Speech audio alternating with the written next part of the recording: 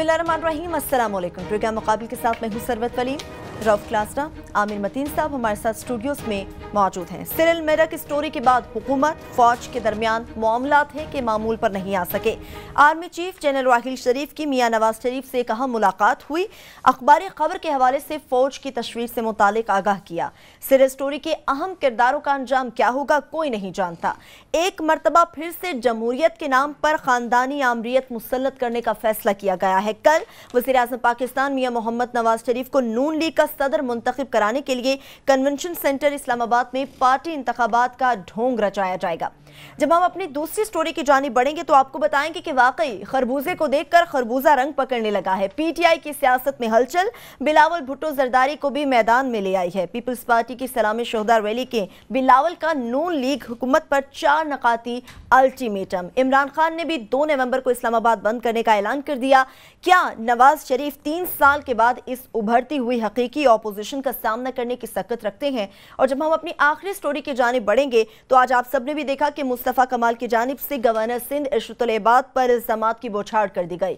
China cutting के पैसों से लेकर रॉ से फंडिंग लेने के एतराफ की मीटिंग तक इरशदुल इबाद एमक्यूएम का हिस्सा रहे। मुस्तफा कमाल की जानिब से इरशदुल इबाद पर सख्त इल्जामात लगाए गए और फौरी तौर पर गिरफ्तारी का मुतालबा भी कर दिया गया। क्या वज़ीर आज़म विफाक के नुमाइंदे पर लगाए गए इल्जामात की तहकीकात कराएंगे? और इरशदुल इबाद के पास आखिर ऐसी कौन सी गीदड़ सिंगी है कि जो 14 साल तक उन्हें कोई भी सियासी हुकूमत नहीं हटा सकी है? क्लासेस अब सबसे पहले जो इम्पोर्टेंट चीज़ आर्मी चीफ और वज़ीर आज़म पाकिस्तान की मुलाकात हुई, किस्सा सिरिल मेरक स्टोरी से ये चला, इसकी कहानी क्या, हम किरदारों का अंजाम क्या होगा? और आपसे ये भी जानना चाहेंगे कि मीटिंग के अंदर कुछ मालूम हो सका, क्या बातें हो सकी? मीटिंग का एजेंडा तो बड़ा ऑब्वियस है मेरा ख्याल है। जिस तरह के सिविल मिलिट्री रिलेशनशिप में एक तनाव आया है और पर्टिकुलरली आप ये 2-3 दिन पहले कोर कमांडर की मीटिंग गई और उस मीटिंग के बाद जो प्रेस रिलीज आया तो उससे तो बड़ा वाज़ेह था कि हमारी इस्टेब्लिशमेंट जो है वो इस पे ना सिर्फ ना खुश है बल्कि एक ना खुश तो छोटा सा होगा, मेरा नाराज़ भी है।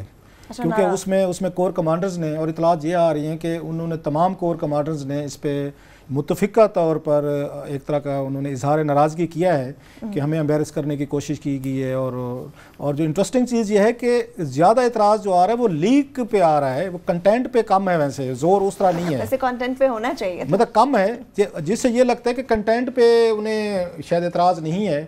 इसको 2-3 तरीक़ों से देखा जा सके। दोनों साइड्स हम देख लेते हैं, एक पॉलिटिशियंस की साइड भी देख लेते हैं, एक एस्टेब्लिशमेंट का व्यू भी देख लेते हैं।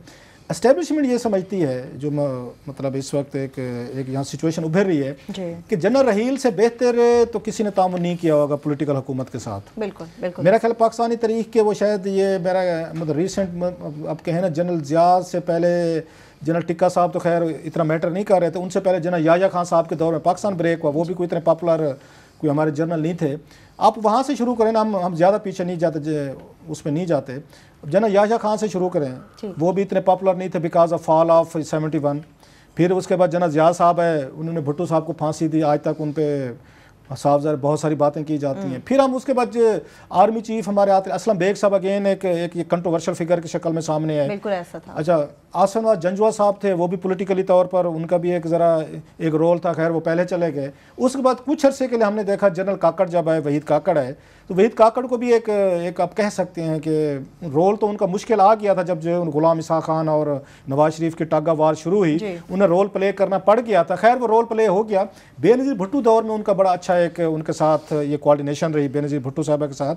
बल्कि बेनज़ीर भुट्टो की जो है, उनको आपको याद होगा, या आमिर साहब को तो यकीनन इस पर पूरी तफसील भी पता होगी कि उनके खिलाफ जब बगावत होने लगी थी बेनज़ीर भुट्टो के खिलाफ फौज के अंदर से, तो जनरल काकड़ ने उसको ना सिर्फ उसको कुचला था बल्कि बागियों को सजा भी दी थी।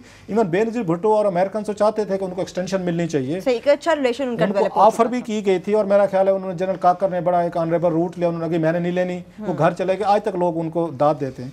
फिर हमने देखा उसके बाद ये है जनरल करामत है, वो भी कंट्रोवर्शियल हालात में उन्हें जाना पड़ गया कि उन्होंने एक नेशनल सिक्योरिटी काउंसिल का आइडिया पे बात की। And here comes the seizure. फिर जनरल मुशर्रफ आ गए, उनका भी हमें सबको पता है। जनरल कियानी साहब है, मैं जरा बिल्कुल जल्दी से कर रहा हूँ ताकि अपने पॉइंट पे आए, करीबी उस पे आए। उसके बाद जनरल कियानी साहब है, कियानी साहब ने 3 साल लिए पीपल्स पार्टी से। उनके बाद जो आर्मी चीफ है, जिसको इस वक्त तक का कोई कंट्रोवर्सी एज सच अटैच नहीं है, वो जनरल रहील की है। लेगेसी उनकी है। जो सबसे 2 बड़ी चीज़ें थी, हम पहले भी कहते रहे हैं, वो ये थी कि इन्होंने तालिबान का खौफ ख़त्म किया। जो पाकिस्तानी सोसाइटी पे जब तक मुझे याद है कि ये उन दिनों भी टॉक्स हो रही थी, आ रहे थे हेलीकॉप्टर जा रहे थे तो उनके पाँव पकड़े हुए थे, हमने कहा जनाब हमें माफ़ कर दें, वो ब्यूरोक्रेट्स की टीम भी जा रही है, तो मेरे जैसे कोई सहाफ़ी भी जा रहे हैं, तो कोई उसमें मुल्ला भी जा रहे हैं, मौलवी भी जा रहे हैं। खैर रहील ने आके, जनरल रहील ने 2 काम किए बड़े, जिससे मेरा ख्याल उन्हें पॉपुलैरिटी मिली है।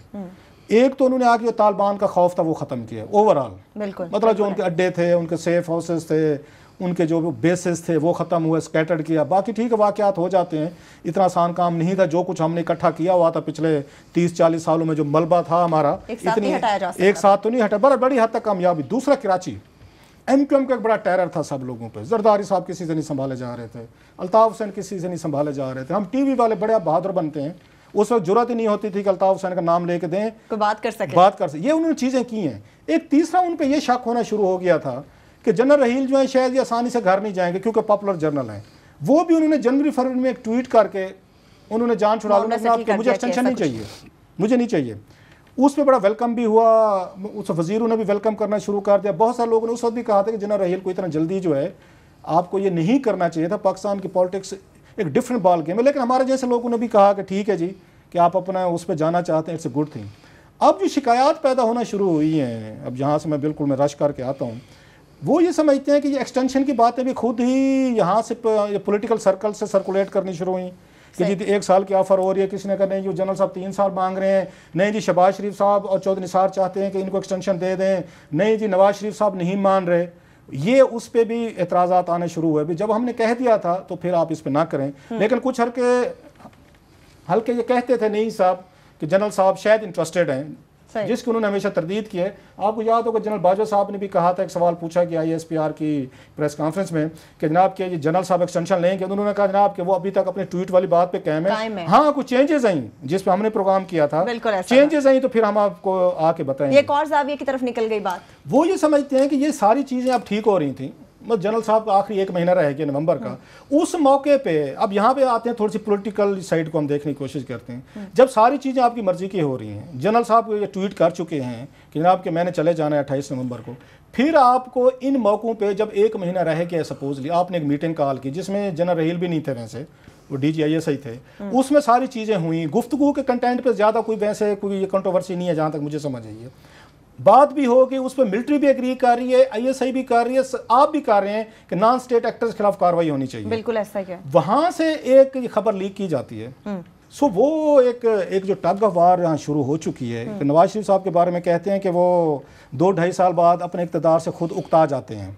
सो जब उकता जाते हैं तो कुछ इस तरह की चीज़ें जो है ना उनसे हो जाती हैं। सो अब असल मसला ये है कि चलें जी सीरियल और नो सीरियल, स्टोरी और नो स्टोरी, असल चीज़ ये है कि 8-10 लोग थे जहाँ पे ये बड़ी सेंसिटिव चीज़ें डिस्कशन हुई हैं, वो लीक किसने की है? क्योंकि मिलिट्री एस्टेब्लिशमेंट ये समझ रही है कि ये लीकेज जो है साफ ज़रा टॉप लेवल से हुई है। उस मीटिंग में कुछ 7-8 लोग शामिल थे, उसमें वज़ीर भी थे, वज़ीर आज़म साहब खुद भी थे, उनके करीबी लोग भी थे। उसके बाद 2-3 दफ़ा उस पर ट्वीट भी आ चुका है। अच्छा फिर एक और बड़ी मज़े की चीज़ हुई है कि अभी आप आमिर से ले लेंगे व्यू में, अभी एक उसमें चौधरी निसार अली खां का इसमें क्या रोल आ रहा है, उनकी क्या टग ऑफ वार है, उस पर मैं बात करूँगा। सिंपल सा मैं इतना इसको थोड़ा समअप करूँ कि आर्मी जो इस वक्त है, एस्टेब्लिशमेंट जो है, वो इस पर टोटली डिससेटिस्फाइड भी है, एंग्री भी है। वो ये समझते हैं कि हमें शायद पूरी दुनिया को ये मैसेज देने की कोशिश की गई है कि वी आर बैड कॉप और they are the good cop, हमें जानबूझ के एक एम्बेरस करने की कोशिश की गई है। सो वो उनका ये ख्याल है कि despite all these good things, कि हमने वही करने की कोशिश की कि हमने पहले से 1 साल पहले ट्वीट कर दिया जी हमें नहीं चाहिए, फिर भी आप ये चीज़ें बाहर निकालें, किसी के जरिए इस्तेमाल करें। एक लंबी एक लिस्ट तैयार की हुई है कि जिसमें कौन कौन से लोग थे, कैसे कैसे खबर छपी।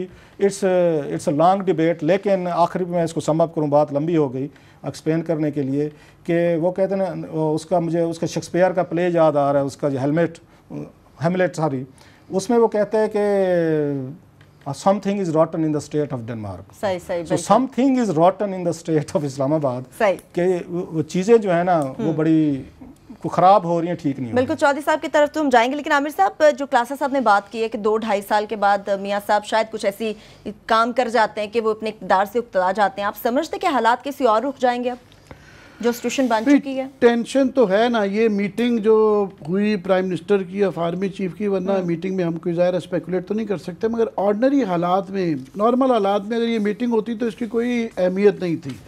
मगर क्योंकि इतना तनाव है और इस वक्त 3-4 चीज़ें इकट्ठी कोइंसाइड कर गई हैं, जाहिर है उनकी एक एक्सटेंशन का इशू या उनकी रिटायरमेंट का इशू अभी रिजॉल्व नहीं हुआ, एक वो चल रहा है, साथ में धरना शरीफ जो है वो आ रहा है और धरने की हम बात करेंगे, मगर एक प्रेशर है उसका।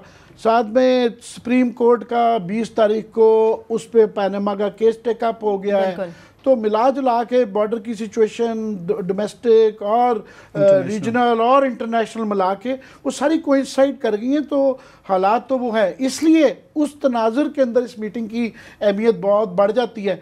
वो इसलिए भी ख़ास तौर पर साहब ने कहा है कि इन पे नून लीग वालों पे, ये नवाज शरीफ साहब पे ये सबसे बड़ा इल्ज़ाम तो ये है ना कि जनाब हो सकता है फलाना गलत हुआ, हर चीफ के साथ इनकी लड़ाई रही है। ये तो एक फैक्ट है कि इनकी जितने भी इनके साथ चीफ, आर्मी चीफ रहे हैं, तो एक गलत हो सकता है, 2 गलत हो सकता है, एक भी नहीं है जिसके साथ इनका नॉर्मल रिलेशनशिप रहा हो। तो पहली दफा 8 के साथ, तो 8 हैं, 7 हैं, जो भी सबके साथ इनकी प्रॉब्लम, एक हिस्ट्री है इनकी। सो पहली दफ़ा एक उम्मीद हम कर सकते थे या करना चाह रहे थे कि जनाब ये इस दफ़ा ये कह सकेंगे, देखें here is one chief we didn't have a problem with, और वो जा रहा था। अब कियानी के मुकाबले में देखें ना, इन्होंने इनका कॉन्डक्ट जो रहा, अभी वो रिटायर करने वाले हैं, कि थ्रू आउट 3 साल के अंदर वहाँ तो वो रोज़ चाय की प्याली पे बिठा लेते थे, 2-2 घंटे साफियों को सिगरेट, हर कोई आके रोज़ अपनी स्पिन देता था कि जनाब वो मुझसे उन्होंने ये कहा, वो अफगानिस्तान पे यूँ सोचते हैं, मुल्क पे यूँ सोचते हैं। हफ्ते में मैं और क्लास साहब शायद इस्लामाबाद में वाहिद 2 लोग होंगे जिन्हें कभी नहीं बुलाया गया, पर यहाँ पे दर्जनों थे। तो ब्लैक लिस्ट है पहले दिन से। वो ऐसी स्पिन चलती थी कि जी वो स्कार के ऊपर, लेकिन अब हालात चूंकि थोड़े चेंज हुए थे अभी इनके जो है। आपने शायद वक्फा लेना है जी, बिल्कुल एक छोटा सा ले लें, इस पे हम थोड़ी सी बात बिल्कुल एक छोटी सी ब्रेक लेके हम वापस आमिर साहब के कमेंट्स की तरफ ही आएंगे। और जिस तरह से क्लासा साहब ने कहा कि चौधरी निसार के हवाले से वज़ीर आज़म उन पर आखिर ट्रस्ट क्यों नहीं करते, पहले भी डिस्कस कर चुके हैं। ब्रेक के बाद वापस आएंगे, इसको एक मरतबा फिर से डिस्कस करेंगे हमारे साथ में।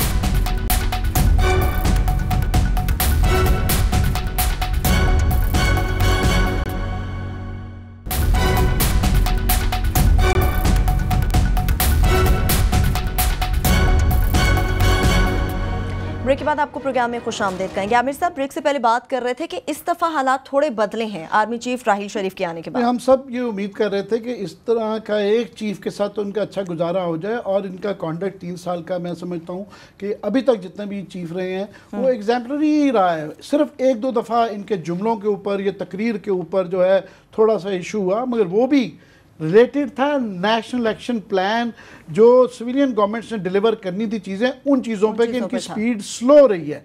और वो उनका कहना नहीं है, वो हम सब का भी कहना है, वो मीडिया के अंदर भी बेताशा लोग हैं जो यही कह रहे हैं। दूसरा, हिस्ट्री ने जिस तरह असलम बेग साहब को गलत प्रूव किया था कि वो जब इराक की वॉर हुई थी वो वाहिद चीफ थे जो कि चाह रहे थे कि हम वहाँ फौजें ना भेजें, और उनकी कोशिश होती तो वो हम सद्दाम हुसैन के साथ खड़े होते। इनको हिस्ट्री ने ऑलरेडी, अभी इनका टेन्योर ख़त्म नहीं हुआ, ऑलरेडी प्रूव कर दिया ठीक कि याद रहे कि साल पहले जो तालिबान के खिलाफ जो जंग कर रही थी तो हमारी नून लीग तो डिले कर रही थी, वो नजर आ रहा था कि वो इंटरेस्टेड नहीं है, वो हम उनको कहते थे कि इनकी हमदर्दियां तालिबान के साथ हैं।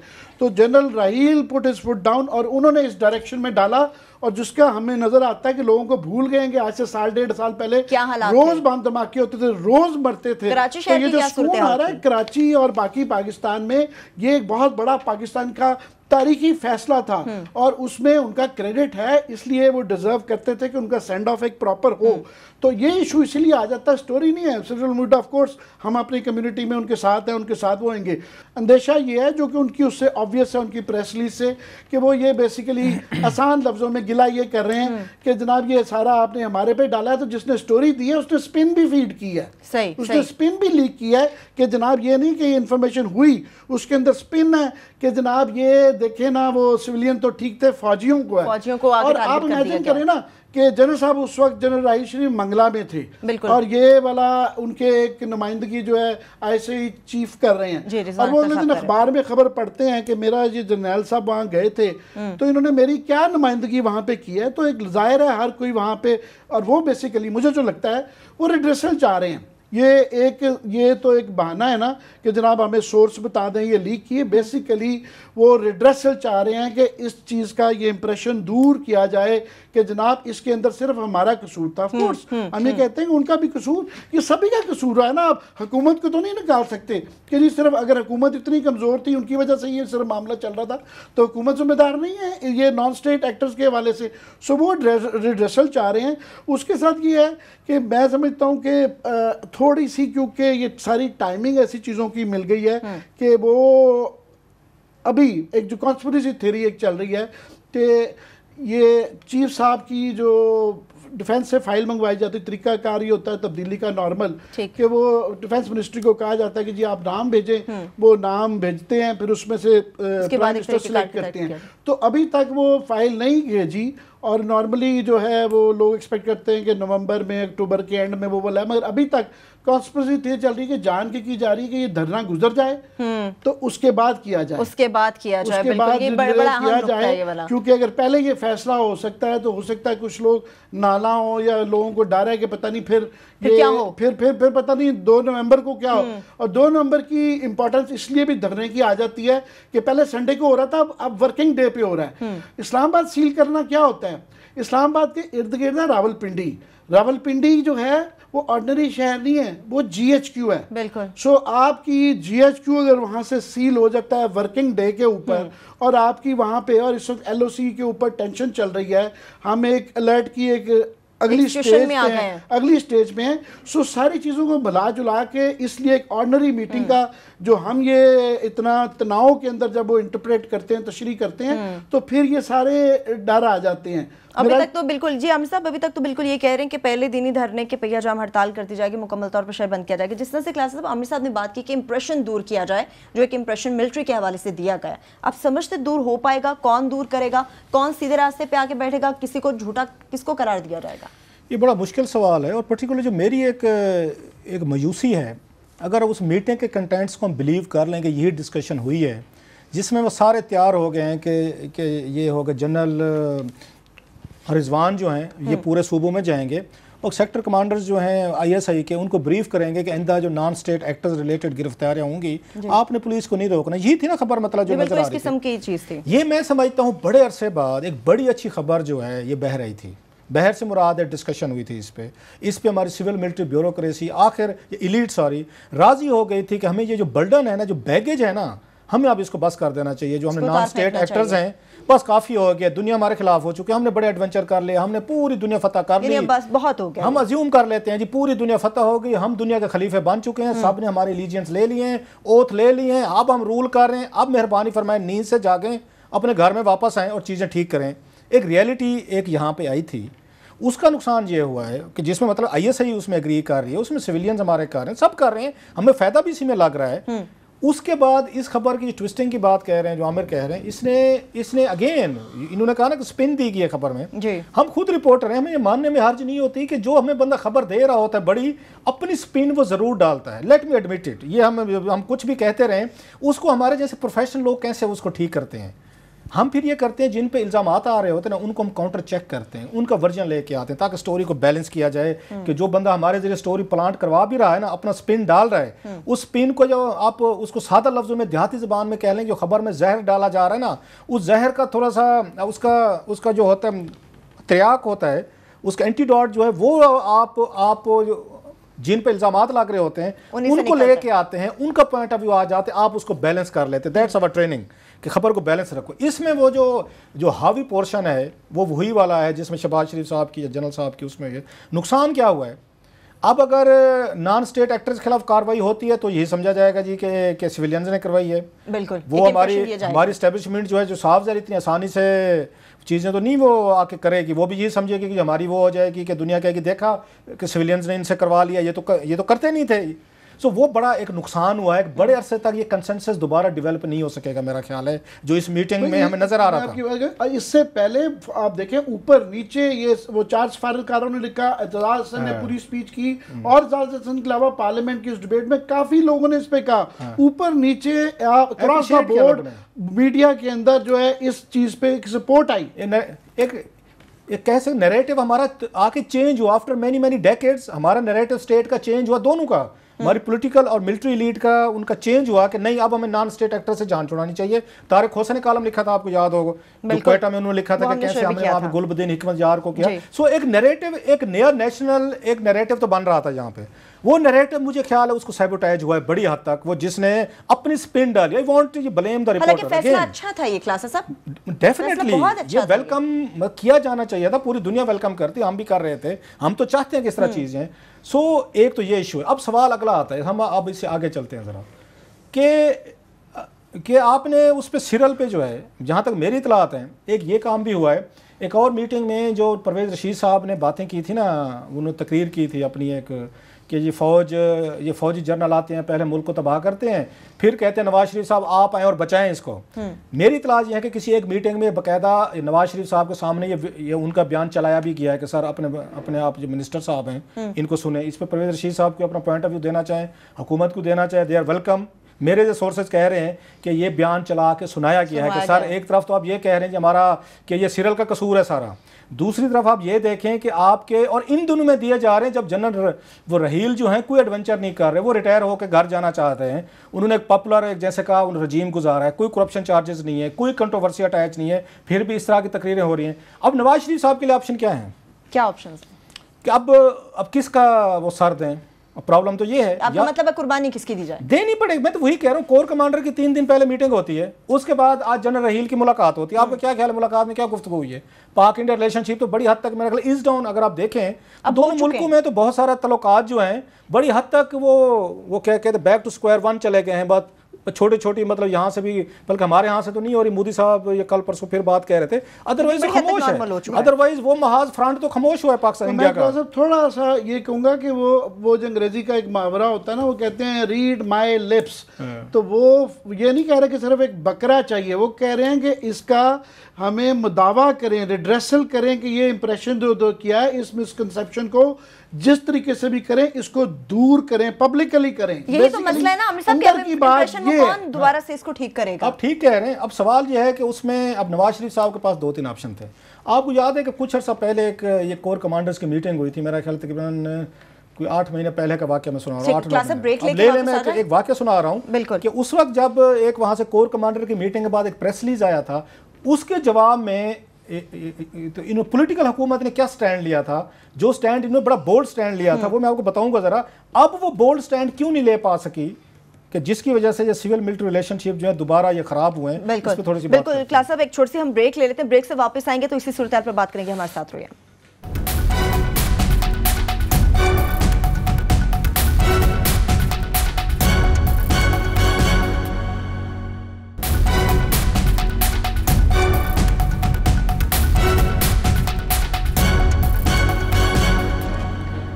ब्रेक के बाद आपको प्रोग्राम में एक बार फिर से हम खुशामदीद कहेंगे। क्लासेस साहब, कोर कमांडर्स की मीटिंग का हवाला देते हुए आपने पॉलिटिकल हुकूमत के किसी बोल्ड डिसीजन के हवाले से लास्ट ईयर में बात कर रहा हूँ। एक मीटिंग हुई थी और उस जनरल रहील साहब ने उसके बाद एक प्रेस रिलीज आया था ISPR से, जिसमें पहली दफ़ा ये कहा गया था कि ये करप्शन और बैड गवर्नेंस जो है ये पाकिस्तान के लिए डेंजरस चीज़ है। अगर उसकी प्रेस रिलीज अगर हमारे प्रोड्यूसर साहब अगर अभी जल्दी से ढूंढ के स्क्रीन पे दिखाएं, उन्होंने बड़ा एक ये कोर कमांडर की मीटिंग के बाद एक पॉलिटिकल हुकूमत के लिए उन्होंने कहा था कि जनाब के गवर्नेंस के इश्यूज़ हैं, करप्शन के हैं, फिर करप्शन और इसका नेक्सस है उसका जो टेररिज्म का आपस में बड़ा ये गठजोड़ है, ये उनका प्रेस रिलीज है, जो कि उसमें उन्होंने बातें आगे आइडेंटिफाई करने की कोशिश की थी। जो मीडिया भी यही बातें कह रहा था, ओवरऑल इल्ज़ामात भी यही लग रहे थे हमारे पॉलिटिकल हुकूमतों पे।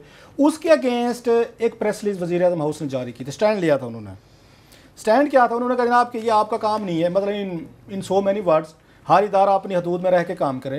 ये अच्छा खासा एक उनकी तरफ से भी सख्त जवाब आया था प्राइम मिनिस्टर ऑफिस से, जो पॉलिटिकल हुकूमत को एक अपना उनका साफ ज़ाहिर है, उनका प्रीरोगेटिव है, उनका हक बनता है स्टैंड लें। लोगों को नुमाइंदे तो वो इलेक्टेड है, वो उनका राइट बनता है कि स्टैंड लें आके, और वो पॉलिसीज पाकिस्तान में चलनी चाहिए जो ये पॉलिटिकल हमारे मास्टर्स जो हैं चलाना चाहते हैं, क्योंकि लोगों का एक तरह का पॉलिटिकल मैंडेट तो वो लेके आते हैं। स्टैंड लिया था। अब मैं क्या कहना चाहता हूँ, जहाँ पे मैं इसको फ़ौरन कट करके यहाँ पे आना चाहता हूँ, एक और स्टैंड लिया था इन्होंने जब यहाँ धरना हुआ था आपको याद आ जाएगा धरने के दिनों में जब जो उन्होंने जनरल रहील साहब ने बुलाया था इनको, इमरान खान को, तहरुल कादरी को, GHQ, और ऑफर की थी कि हुकूमत ने मुझे ये कहा कि मैं आर्बिट्रेशन करवाऊं, ये शराइत हैं, आपको आपकी मानी जा सकती हैं, एक शर्त है जो नहीं मानी जा सकती। इमरान खान अकल कुल है अल्लाह के फजल से, उन्होंने कहा नहीं, मैंने मैथ का पर्चा करना, हल करना, 100 में से 100 नंबर चाहिए। 100/100, you are getting 90 out of 100, it was A+। अगर इमरान खान साहब समझते A+ था, चलो और कुछ ना करते, टाइम लेके आ जाते कि मैं अपनी पार्टी के कुछ लोगों से मशवरा ही कर लूं, वो 5 मिनट में हाथ मिला के आ गए थे। तो जनरल साहब ने सोचा होगा जनाब कि अगर मैंने कि नवाज शरीफ साहब जैसे तैसे भी हैं, कम से कम मेरी उनमें 6 में से 5 बातें मानने को तैयार हैं, ये मसूफ तो एक बात भी मानने को तैयार नहीं है। इमरान खान जाते हुए विक्ट्री साइन करके गए थे, वही बता रहा हूँ ना। अदरवाइज उनको टाइम बाई करना चाहिए था, पार्टी के साथ आते, डिस्कशन करते, थोड़ा सा चाय पानी पीते, ठंडा होते, फिर सोचते। खैर एनीवे वो एक चीज़ अलग था। अगले दिन उस पर आपको याद होगा चौधरी निसार अली खान साहब ने और वज़ीर आज़म ने कौमी असम्बली में इसे मुकर गए थे कि नहीं जी हमने तो कहा नहीं जनरल रहील को, हमने तो कभी आर्बिट्रेशन। वो क्यों मुकर गए थे? क्योंकि हम लोगों ने उन पर तनकीद शुरू कर दी थी नवाज शरीफ साहब पे कि आप तो बड़े कहते थे कि हम एस्टेब्लिशमेंट का खेल नहीं खेलेंगे, हम इनको करीब नहीं आने देंगे। अपनी उस निजी महफिलों में तो आप दावे करते हैं जी कि इसके पीछे वो खड़ा हुआ है, आप पारा के लोग खड़े हुए हैं, इसके पीछे तो एजेंसीज खड़ी हुई हैं, उन्हीं की आप फिर हेल्प लेते हैं। उन पे जब ज़्यादा तनकीद है, उन्होंने कहा इमरान खान ने माना तो है नहीं उनकी बात, तो हम क्यों क्रेडिट क्यों ना ले लें? उन्होंने डिनाई कर दिया जी हमने तो कहा नहीं है। उस पर फिर ISPR ने आपको याद होगा स्टैंड ले लिया था, उस पर जनरल बाजवा साहब का ट्वीट आया था, उन्होंने कहा नहीं आपने हमें कहा था, हमने आपके कहने पे आर्बिट्रेशन किया जनरल साहब ने। सो एक टग ऑफ वार आई थी। मैं ये कहना चाहता हूँ अगर ये बातें हुई हैं मीटिंग में, मैं ये 2 वाक़यात क्यों सुना इसके पीछे मैं अब इस पे आना चाहता हूँ। बातें हुई हैं, ठीक बातें हुई हैं, परसेप्शन भी यही है जैसे उन्होंने कहा, आमिर ने कहा कि 4 हमारे एम्बेसडर भी यही कुछ कह रहे हैं, तारिक खोसे जैसा एक टॉप पुलिस ऑफिसर भी यही कुछ लिख रहा है, दुनिया भी हमें यही कह रही है कि बस कर दें। और मीडिया भी यही आवाज उठा रहा है, ये लोग कह रहे हैं, मीडिया में लोग कह रहे हैं। अच्छा एस्टेब्लिशमेंट भी हमारी तैयार हो गई है, वो तो आपको कह रही है कि हमारे DG ISI जो हैं इज रेडी टू गो, और उन सेक्टर कमांडर्स को कहेंगे जी कि बंद करें, इंदा आपने कोई इंटरफेरेंस नहीं करनी। जब ये कंसेंसस हो चुका है, खबर अगर न पहले तो यही बात जो मतलब एस्टेब्लिशमेंट कह रही है, बहुत बड़ा तबका कह रहा है कि लीकेज नहीं होनी चाहिए थी, लेकिन एज ए जर्नलिस्ट हम ये समझते हैं कि पाकिस्तान के लोगों को राइट है जानने का कि बिग फैसले क्या हो रहे हैं, उनकी जिंदगियों पर इन फैसलों का इम्पैक्ट आता है। So people have all the rights to know के बिहाइंड डोर्स क्या आपके फैसले हो रहे हैं, उनका स्पिन डलवाना वहाँ पे मसला आ जाता है। मेरा एक और है, नवाज शरीफ साहब हमेशा कहते रहे हैं, ये हमें कहते हैं, अरशद शरीफ में लंदन में थे, हमारे सामने कहते थे ये बात, जब हम ये कहते थे ना उनको, जो अभी आमिर ने की है कि आप तो किसी आर्मी चीफ से नहीं आपकी बन पाती, तो जवाब क्या देते थे मियाँ साहब? कहते हैं मेरा क्रेडिट है कि मैं उनकी इंटरफेरेंस पॉलिटिक्स में या पॉलिटिकल डिसीजन में नहीं होने देता, आप इसको मेरा क्रेडिट क्यों नहीं समझते? वो ये कहते थे बाकी प्राइम मिनिस्टर्स आते हैं, वो कंप्रोमाइज़ करते हैं, वो लेट जाते हैं, स्टैंड नहीं लेते, मैं स्टैंड लेता हूँ मैं, और इसलिए बुरा समझा जाता हूँ, इसलिए मुझे जो ये माजी के एक आर्मी चीफ थे वो इसलिए मेरे साथ नहीं बन पाती थी, मैं उनको इंटरफेरेंस की इजाज़त नहीं देता था, और उनके पास बहुत सारी रीजनिंग भी थी नवाज शरीफ साहब के पास। मेरा सवाल आप बिल्कुल शॉर्ट सा है, अगर आपने माजी में भी स्टैंड लिए हैं, जनरल असलम बेग के खिलाफ लिया, आपने जनरल अगेन आसिफ नवाज के खिलाफ 2014 के धरने के बाद आपने उसके बाद जनरल मुशर्रफ पे भी लिया, तो अगर ये मीटिंग में ये चीजें हुई हैं, आपके किसी बड़े प्यारे ने, नवरत्न ने ये खबर लीक की है, तो फिर खड़े हो जाएं, फिर कहें कौमी असम्बली में आए, तकरीर करें, उन्हें कहा हाँ जी ये चीजें हुई हैं, डिस्कशन हुई है, इसमें लीकेज हुई है, दैट्स अनदर इशू, बट ये चीजें हुई हैं। आप तो मुकरी के सारे आपने उसका नाम डलवा दिया ECL पे। चौधरी निसार को डिस्क्रेडिट करने के लिए आपने एक प्रेस रिलीज भी जारी करवा दी कि वजीर आजम का इसमें कंसेंट शामिल नहीं है, ये सीरियल का नाम डालने पे। ये चौधरी निसार अली खान साहब इतना बड़ा फैसला अकेले नहीं कर सकते, बिल्कुल वाज़ेह है, ये बिल्कुल वाज़ेह है। वजीर आजम साहब ने अपने आप को वहां से भी डिस्टेंस कर लिया। सर अगर आप खड़ा होते हैं और बकौल आपके आप स्टैंड लेते हैं, ये टाइम था आपके लिए कि आप इस पर स्टैंड लेते, कहते जी मीटिंग में चीज़ें हुई हैं, बातें हुई हैं, शहबाज शरीफ ने कहा है या नहीं कहा, इस पे आप रुकते, ये कौमी इंटरेस्ट ये थे कि you should have taken a stand. अब उसमें फिर ये बकरे तलाश करना, मैं तो ये मानने को तैयार नहीं हूँ कि इतनी बड़े अगर ये चीज़ उसमें स्पिन बकौल आमिर का डाला गया है, तो टॉप के बंदे को ना पता हो, टॉप के बंदे के बगैर ये चीज़ें नहीं होती। नहीं तो आमिर साहब आपका कहने का मतलब है सोचे समझे मंसूबे के तहत चीज़ों को गलत रुख दिया गया है? नहीं, मैं कौन होता हूँ इस तरह का इल्जाम लगाने वाला, और मेरी नहीं, एक चीज अगर लीक हो रही बड़ी अच्छी खबर थी ये सब आवाम के लिए, पाकिस्तान के लिए। लीकेज वो कह रहे हैं कि लीक करने पे वो सेफ बात करना है, जिससे कि मीडिया भी, हम जैसे लोग भी नहीं करते कि हमारे लीक के खिलाफ क्यों कर रहे हैं, तो सेफ बात की है। मगर वो सिर्फ उनको लीकेज पे एतराज नहीं है, स्पिन पे एतराज है। तो बड़े सीरियस इल्जाम है उसके अंदर, जो आप चाहे खबर है चाहे स्पिन है, जो ये इसका फैसला मैं तो नहीं कर सकता। मगर एक ये है कि प्राइम मिनिस्टर ने ऑर्केस्ट्रेट किया कि जो सारा वहाँ पे हुआ, बहुत शदीद इल्ज़ाम है कि प्राइम मिनिस्टर ने मिल के सबने डिसाइड किया हुआ था कि ऐसे आप कहेंगे ऐसे मैं करूँगा। ये बहुत शदीद इल्ज़ाम है। दूसरा, तीसरा, ये खुफिया मीटिंग हुई जिसके अंदर आप देखें ना, खुफिया मीटिंग एक हुई, बाकी चीफ मिनिस्टर, खैर वो अभी हालात ऐसे हो गए, इतराज़ नहीं कर सकते थे कि जनाब कि एक सूबे का, पंजाब का ही चीफ मिनिस्टर क्यों बैठा हुआ है, बाकी क्यों नहीं बैठे हुए। ये इतराज़ वैसे लगता है वो एक क्यों एक खुफिया, इतना बड़ा डिसीजन हो रहा है जो पाकिस्तान से रिलेटेड है और वो खुफिया मीटिंग हो रही है, तो उसमें वो एक ही क्यों? ये भी पार्लियामान में किसी ने क्वेश्चन नहीं किया, but the nature of the meeting can also be criticised. And बात काट रहा हूँ कि पंजाब में ही नॉन स्टेट एक्टर्स पाए जाते हैं जिन पे दुनिया भर को एतराज़ात हैं। वो नॉन स्टेट एक्टर्स आपके KPK में नहीं मिलेंगे, बलूचिस्तान में नहीं मिलेंगे, सिंध में नहीं मिलेंगे। वो सारे के सारे हमने पंजाब में ही पाल रखे हैं, वहीं पे हमने ग्रूम किया हुआ है, वहीं पे प्रोटेक्ट किया हुआ है। लिहाजा वहाँ पे चीफ मिनिस्टर पंजाब का होना ज़रूरी था। उसमें KPK, बलूचिस्तान, सिंध के वज़ीर आला की ज़रूरत नहीं थी कि इशू पर्टेन्स टू पंजाब, के सारे लोग पंजाब से हैं। ये तो आप बताएं सर। बिल्कुल उनकी जो है पंजाब, और याद रहे कि पंजाब के इससे पहले, बिल्कुल इस खबर आने से कुछ दिन पहले, हफ्तों में, डेज एंड वीक्स, ये खबर बड़ी आम थी कि जी अब बारी आ गई है पंजाब में भी ऑपरेशन होने की, जो है ना सारी। और आपको याद है कि उससे पहले राना सनाउल्लाह और सारे IG और सारे यहाँ पे एक बहुत बड़ी ब्रीफिंग पंजाब हाउस में रखी गई थी, और पूरे इस्लामाबाद के हर सहाफ़ी को जो ज़रा सा भी मुतबर है या इम्पोर्टेंट है किसी लिहाज से, उसको 10-10 कॉलें आ रही थी हमारे समेत कि आपने वो ज़रूर अटेंड करनी है। वो बताएंगे आपको कि पंजाब ये कहे को अपने आप को मोतबर की लिस्ट में डाल दिया, हमें भी डाल दिया। वो इम्पोर्टेंट की उसमें कर दिया कि वो समझते हैं, जो अच्छी बात है। चलो हम भी उस लिस्ट में आ गए सर। पर हमें GHQ में या सरकारी मीटिंग में हमें वहाँ भी हमें प्रेसिडेंसी, प्राइम मिनिस्टर की जो रूटीन की हमारा हक है कि 23 मार्च को, 6 सितंबर को हमें वहाँ भी नहीं बुलाया जाता। जो है 22 साल, मुझे मेरा 22-24 साल तो हमें हो गए हैं प्राइम मिनिस्टर हाउस में गए हुए, जो है किसी ऑफिशियल मीटिंग में। तो उसमें खास तौर पे हर कोई कह रहा था वो आपने ब्रीफिंग जरूर अटेंड करनी है। वो हमने कहा जी किस बारे में है, वो बताना चाहेंगे कि जो ये आप लोग पंजाब, ये इंप्रेशन है कि पंजाब के अंदर बहुत ज़्यादा हालात ख़राब है। उससे पहले हम छोटू गैंग और ये जो DG खान में वो जो लड़ाइयाँ हो रही हैं, वो रोज़ प्रोग्राम कर सके हैं, मगर वो हमें समझाने वाले थे IG साहब पंजाब के, और कि जनाब पंजाब में बड़ा। सो ये जो पंजाब ऑपरेशन अब किसी को याद नहीं है ना, आप देखें खबर दब गई, उसमें अपनी स्पिन है, तो हम भी तो अपनी स्पिन दे सकते हैं ना कि अभी कोई जिक्र नहीं कर रहा कि जनाब पंजाब के अंदर एक ऑपरेशन सुना था, वो सब डिफेंसिव पे चले गए हैं, वो नई चीज़ किसी और तरफ भी चली गई बात। और उसमें अगर वो ऑपरेशन वाकई होना था, जो ये सिविल मिलिट्री का, आप देखें ना, वो भी रुक गया है। और शायद वो लोग जिनकी पता नहीं लश्कर जंगवी का, हमें तो नहीं किसी ने मीटिंग में कहीं डिसाइड हुआ था ना, जो भी कुछ हुआ ओवरनाइट वो फैसला हो गया, उसकी जो मीटिंगें हुई या कोई कभी आज तक कोई बात नहीं हुई, कोई बहस ही नहीं हुई। तो ये अगर फैसला होना था तो अभी उस पर नज़र आ रहा है कि उस पर वो टाइम मिल गया, प्रोग्रेस होगी, कम से कम बात नहीं हो रही। सो पता नहीं क्या क्या स्पिन्स हैं, इंपॉर्टेंट है, हम अपनी स्पिन्स दे रहे हैं। So the story is still on, it's not over. बिल्कुल क्लासेस साहब, लेकिन अब इससे के बाद दूसरी तरफ चल जाए। लेकिन मैं चाह रही हूँ कि जिस तरह से आपने एक नुक्ता छोड़ दिया चौधरी निसार के हवाले से, आप जरा उसको क्लियर कर दें कि आखिर वजह क्या है। आपने चौधरी साहब वाला इशू दोबारा याद दिलाया। जो मुझे लग रहा है कि इस वक्त हुकूमत की मुश्किलात बढ़ने की रीज़न, आपको पता है हम तनकीद करते रहते हैं चौधरी साहब, he is very, he as a मतलब लायंस हॉल्ट के वो हमारी तनकीद बर्दाश्त करते हैं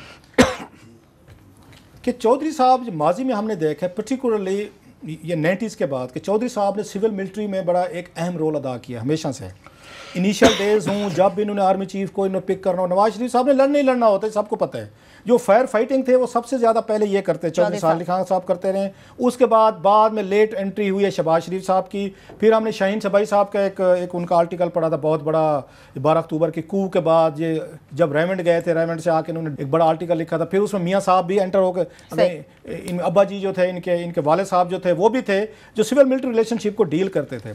चौधरी साहब लिखा कुछ भी कहें, मतलब है उनकी अपनी सारी चीज़ें, गलतियाँ अपनी जगह पर, 2-4 चीज़ों का तो हम वैसे मोतरफ हैं कि क्लीन आदमी है, मतलब वो जैसे कहते हैं ना, पॉलिटिशियन में से कहा जाता है जब इमरान खान की पार्टी पे तनकीद बढ़ती है तो उनके फॉलोअर्स ये कहते हैं कि जनाब कि कुछ भी हो, मौजूदा पॉलिटिकल लाट में से इमरान खान ही कुछ बेहतर है ना। मैं भी ये कहता हूँ कि पीएमएल नवाज में से कंपैरेटिवली कोई बेहतर ढूंढा जाए बंदा, बेहतर कंपैरेटिवली आपको चौधरी सालेह खान मिलता है फॉर मेनी रीजंस। उनकी अपनी जगह पे जो उनकी बाज उनके वो हैं उनकी डबल टाक है, उसको एक लम्हे के लिए एक साइड पर रख देते हैं। सो चौधरी निसार जो हैं वो माजी में डील करते रहे हैं सिविल मिलिट्री रिलेशनशिप को। मिलिट्री इसलिए रिस्पेक्ट करती थी, इनके भाई जो है डिफेंस सेक्रेटरी रहे हैं, जनरल इफ्तिखार अली खान खुद भी एक तरह लेफ्टिनेंट जनरल रहे हैं, टॉप पोस्ट पे रहे हैं। इनके अपने वाले साहब जैसे मैंने कहा ब्रिटिश आर्मी से आन वाल रहे हैं। सो आर्मी में इनका बड़ा अच्छा एक अपना एक क्लाउट इनका था या है, अभी भी होगा शायद।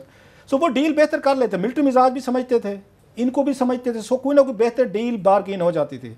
12 अक्टूबर के बाद मियाँ साहब इनसे हट गए हैं, इनसे नाराज़ हो गए थे चौधरी साहब से। रीज़न कि उन्होंने उन जनाब मुशर्रफ को आकर नॉमिनेट करने के मेन रीज़न ये भी थे, चौधरी साहब भी थे।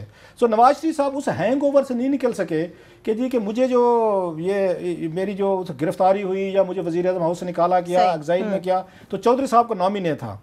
इसी वजह से चौधरी साहब आजकल उनकी गुड बुक्स में नहीं है, आप क्या पिछले कई सालों से नहीं है। सो मेजर फैसले जितने भी करते हैं मियाँ साहब, वो चौधरी साहब को बिठा तो लेते हैं साथ, लेकिन फैसले जो हैं वो खुद कर रहे हैं। आजकल पता सिविल मिलिट्री कौन डील करता है?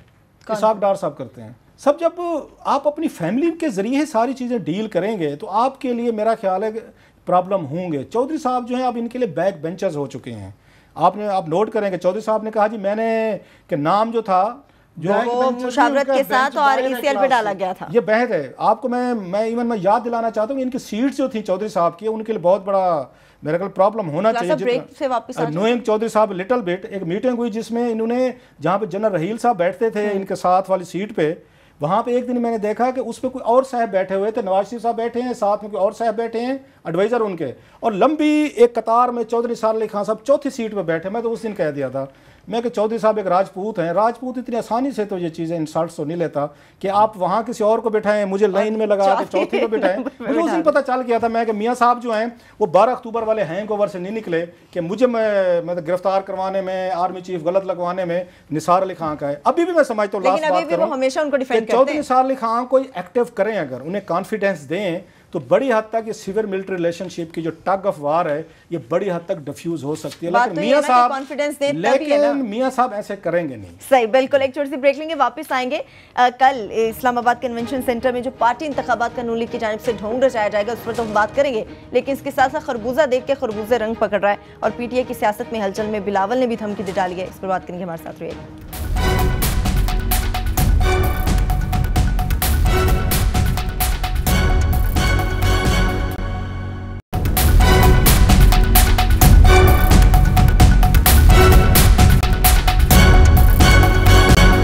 ब्रेक के बाद आपको प्रोग्राम में हम खुशामदीद कहेंगे। इंटर पार्टी इंतखाबात के हवाले से आमिर साहब बात करेंगे। कल कन्वेंशन सेंटर इस्लामाबाद में नून लीग की जानिब से जो पार्टी इंतखाबात होने जा रहे हैं, कह रहे हैं कि अपनी कुर्सी से उठ के खुद ही अपनी कुर्सी पे बैठना है, तो इंतखाबात का ढोंग रचाने की क्या ज़रूरत है? मेरी इलेक्शन कमीशन से बड़ी बसद एहतराम एक ख़ास दरख्वास्त है कि खुदा के लिए ये जो आपने एक शिक रख दी हुई है कि हर पार्टी के लिए इलेक्शन कराना ज़रूरी है, इसको ख़त्म कर दें, क्योंकि इसका मजाक बन के रह गया। और तमाम पार्टीज़ में ही जो है, पीटीआई ने ज़रूर कोशिश, हमें ये इम्प्रेशन दिया था कि वो डिफरेंट है, फ़िलहाल क्योंकि उन्होंने भी कैंसिल कर दिए हुए हैं।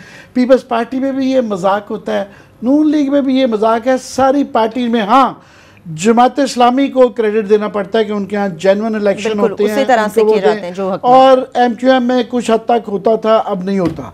तो बाकी जो है ये बिल्कुल मजाक रह गया। और इससे ये सिर्फ इलेक्शन नहीं है, ये जुड़ा हुआ है उस बहस से कि जो हम करते रहते हैं, जिस पे सुप्रीम कोर्ट के चीफ जस्टिस भी कहते रहते हैं, हम भी रोना रोते रहे हैं सारी के जनाब ये बादशाहत है, ये डायनेस्टीज़ हैं। और ये कोई मजाक है कि प्राइम मिनिस्टर जो हैं वो उसके सदर बन जाएं और जो सूबे के छोटे भाई हैं आपके चीफ मिनिस्टर वो सूबे के सदर बन जाएं और साथ में हमजा भी आ जाए, फलाना भी आ जाए और आपके मंजूर नज़र। कम से कम इनको चाहिए कि क्योंकि ऑलरेडी इन्होंने ख़ानदान के अंदर इतनी पोस्टें ली हुई हैं, कम से कम पार्टी के अंदर जो है, जिस तरह याद रहे कि मुस्लिम लीग जो थी इसकी ताकत का पकड़ी थी एज अ पार्टी कि गुलाम हैदर वाई साहब को जब इन्होंने जनरल सेक्रेटरी रखा था वो वामी आदमी थे और उन्होंने इसकी बुनियाद मैं समझता हूँ वहाँ पे रखी है।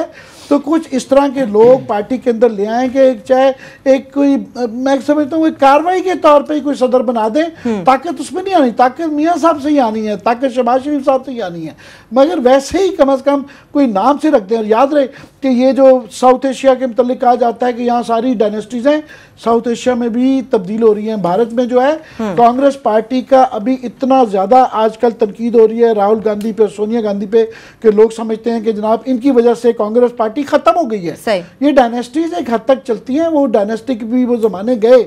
और इसी तरह जो है बिलावल साहब जो मर्जी वो करते रहे, मैं समझता हूँ ठीक है, सुना है बहुत बड़ा जी वो वहाँ पे लियारी में जलसा कर लिया, गड़ी खुदाबश में करें, ये लाहौर में जाके जलसा करें। जलसा जिस दिन वो लाहौर में करेंगे ना, तो उस दिन मैं मानूंगा कि जनाब ठीक है अब पार्टी में कुछ जान पड़ी है। उसका भी खैर पीटीआई बहुत बड़े बड़े जलसे कर दिए, अभी तक इलेक्शन का रिजल्ट नहीं आया, उसके बाद भी काफ़ी सारे इफ्स एंड बट्स हैं, मगर फिर भी ये इलेक्शन का खुदा के लिए ये कल सारे आज भी चलेगी खबर, कल भी चलेगी कि मियाँ नवाज शरीफ साहब जो है मुतफिका तौर पर वो जो ये उस तरह ही इस तरह कजाफी के, सदाम हुसैन के, हाफिजुल असद के, वो सारे डिक्टेटर्स इस तरह जीत जाते थे। कम अज़ कम अगर आपने नाम को एक जमहूरियत कर लिया है तो ये एक शिक आ गई है, तो खुदा के लिए या इसको ख़त्म कर दें या कुछ करवा लें, कुछ थोड़ा सा सेम्बलेंस ऑफ ट्रूथ दे दें कि कम अज़ कम लगे तो सही कि बहुत ज़्यादा जाली काम नहीं हो रहा। सही लगे तो सही, लेकिन इंप्रेशन ऐसा नहीं आ सकता। क्लास साहब एक तो चाहूँगी कि छोटा सा आप कमेंट्स इस पे ऊपर करें कि कल जो पार्टी इंतखाबात होने जा रहे हैं।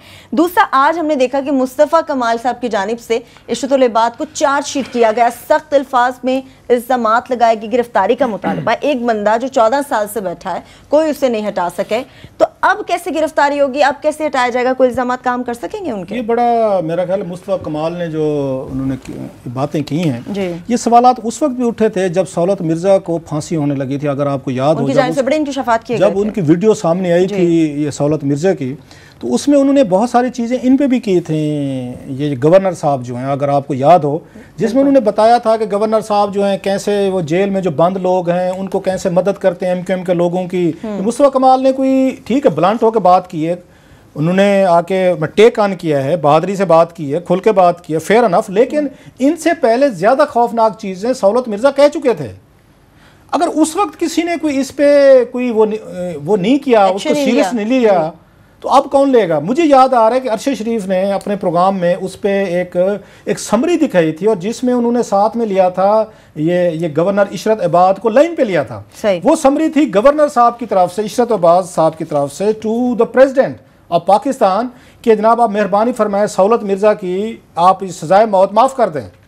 ये बहुत बड़ा इंकशाफ था जो अरशद शरीफ ने अपने प्रोग्राम में किया कि गवर्नर साहब जो हैं रादर दैन जिस पे टारगेटेड किलिंग्स के इतने बड़े इल्ज़ाम प्रूव हो चुके थे, फांसी हो चुकी है, उनकी एप्लीकेशंस उनकी अदालतों से मुस्तरद हो चुके हैं, उनकी गवर्नर सिफारिश कर रहे हैं, और एमक्यूएम के वो खास आदमी थे। सो वो चीज़ें तो हमारे सामने आना शुरू हो गई थी कि गवर्नर साहब जो हैं ये शायद इनके हाथ उतने क्लीन नहीं है जितना क्लीन इमेज हमें दिया गया था और जितना हम समझ रहे थे। तो लिहाजा आज जो उन्होंने बातें की हैं मुस्तफ़ा कमाल ने, बड़ी सीरियस बातें हैं। अब कराची को अगर आपने ठीक करना है, या तो स्टेप वाइज करना चाहती है एस्टेब्लिशमेंट हमारी, वो ये चाहती है कि नहीं अगर इस वक्त आपने गवर्नर बिठाया हुआ है उस गवर्नर को आपने इधर उधर नहीं हिलाना, बस ठीक है जैसे है जहाँ के बुनियाद पे काम चलता रहे। लेकिन मुझे ये लग रहा है कि आज गुफ्तगू की है मुस्तफ़ा कमाल ने और जिस तरह के इल्ज़ामात उन पर लगाए हैं उन्होंने सीरियस, शायद गवर्नर साहब के लिए रहना मुश्किल हो जाएगा। थोड़ी सी खुद भी ज़रा मेरा ख्याल है उन्हें हिम्मत करने में कोई हर्ज नहीं है कि अगर कराची के उनके पुराने कुलीग्स जो हैं, ये पुराने कुलीग्स हैं ना, दोस्त हैं, वो अंदर की ये कहानियाँ उनके बारे में कह चुके हैं, तो बस कर दें जी। 14-15 साल माशाल्लाह बहुत बड़ा एक इस मुल्क में तो किसी कोई डिक्टेटर 14-15 साल नहीं गुजार सका, कोई पॉलिटिकल हुकूमत नहीं गुजार सकी। आप माशाल्लाह आपने जनरल मुशर्रफ का दौर भुगताया, आपने शौकत अजीज का भुगताया, गिलानी साहब का, चौधरी शुजात हुसैन का, उसके बाद आपने पार्टी राजा परवेज अशरफ, नहीं सर वज़ीर आज़म की मैं वज़ीर आज़म बता रहा हूँ 7-8 वज़ीर आज़म तो भुगता बैठे हैं आपके सामने, आपकी आंखों के सामने आए गए चले गए। 3-4 आर्मी चीफ आप भुगता बैठे हैं, 2-4 सदर भुगता बैठे हैं, कुछ 8 के करीब 6 के करीब आप वज़ीर आज़म भुगता चुके हैं। सही। तो बस कर दें जनाब, अब आप पे बहुत सारी तनकीद आ गई है। सौलत मिर्ज़ा ने भी बहुत सारी तनकीद कर दी। भी रिकॉर्ड बन जाता है कि ये 14 साल जो है और क्या क्या इल्जाम उन पे नहीं लगे जो मैंने नहीं लगाए, उनके अपने आसपास के कत्लों के, अगवाओं के, भत्ते के जी सबके अंदर वो रहे। और मुकदमात वो अभी भी जो है काफ़ी सारे मुकदमात पड़े हुए हैं, काफ़ी सारे एनआरओ में जो है डाल दिए गए थे, वो मुकदमात अभी भी पड़े हुए हैं। मगर क्वेश्चन ये आ जाता है कि वो कैंडिडेट किसके हैं, वो क्या इस्टेब्लिशमेंट के लगाए हुए आदमी हैं, पर लगाना तो उनको नून लीग ने होता है, प्राइम मिनिस्टर का इख्तियार है। सो यहाँ पे आके दोनों का देखना इत्तेफाक है, एक का है कि यहाँ पे वो रखा जाए और विद दिस रिकॉर्ड और ये चलता जा रहा है, तो वो बिल्कुल वो उनके लिहाज से। मगर मुझे मुस्तफ़ा कमाल साहब भी जो है ना, वो जो उनका एक जलाहट नजर आती है, उनका जो कॉन्फिडेंस और जिस तरह साफियों से बदतमीजी कर रहे हैं, ज्यादा उनका एक एरोगेंस है और बात करने का स्टाइल है। भाई बात ये है कि अभी एक आधी सीट जीत लें, फिर उसके बाद होता ना कि हम उतना किसी को डिस्कस करें, मीडिया पे दिखाएं, ओवर कॉन्फिडेंट है जितनी उसकी जितनी सियासी औकात हो उनका, वो इशरत इबाद के भी वो फेवरेट रहे हुए हैं, वो अल्ताफ भाई भी उनकी पप्पियां लेते थे और भी वो उनके अपने अल्फाज में, और बाकी भी जो सारा वो भी तमाम ही एमक्यूएम के लोग एमक्यूएम के गुनाहों के अंदर सभी शरीक रहे हैं। सो कोई कम दुलावा है, कोई ज्यादा दुलावा है, लास्टली वो कोई अपनी एक पॉलिटिकल हैसियत कोई एक दो इलेक्शन जीत ले, फिर उसके बाद हमारे साफी भाइयों के साथ हम भी मीडिया वाले बड़े जालिम लोग हैं। जब कोई एमक्यूएम में आवाज नहीं उठाता था तो हमारे जैसे दानिशवार हम कहते थे देखो कराची में कोई एक बंदा भी नहीं है जो आवाज उठाए पे बात कर रहे हैं। नहीं, मैं कह रहा हूं अगर उस बंदे ने या उनके साथ 2-4 लोगों ने रिस्क ले बाहर बैठे तो उनको क्या पड़ी थी कि घर मरे जो कराची में मर रहे हैं, जी रहे, हमारा क्या। कुछ लोग आए हैं, चैलेंज किया है, उन्हीं में से हैं, उन्हीं को जानते हैं, उनको कन्फ्रंट किया है, थोड़ा सा उनको बेनिफिट ऑफ द डाउट दे दें। वो वहां कराची में बाहर जो है, माफ कीजिएगा, वो रियाज मलिक की विला में रह रहे थे, अभी मेन स्ट्रीम आ गई है ना, मेन स्ट्रीम अल्ताफ भाई के साथ लड़ने के लिए फारूक सत्तार भाई जो आ गए हैं। मैं वही कह रहा हूं, कराची में कोई नहीं बगावत करता था एमक्यूएम की इन उस पर तशद्दुद के खिलाफ, तो भी हमारे जैसे दानिशवर नाराज थे। अगर 2-4 लोग उन्हीं की पार्टी में से उठ के रिस्क लेके उन्होंने यहाँ पे कुछ ना कुछ खड़े होकर कहने की कोशिश की है, तो अभी हम नाराज हैं। हमें इस चीज से एतराज इस चीज से है कि अभी जैसा से आमिर साहब ने कहा, अपनी कुछ सियासी हैसियत बना ले, उसके बाद इस किस्म का कॉन्फिडेंस उन्हें सूट भी करेगा। इसके साथ ही प्रोग्राम अपने इख्तिताम को पहुंचता। अपना बहुत सा ख्याल रखिए। खुदा हाफिज़।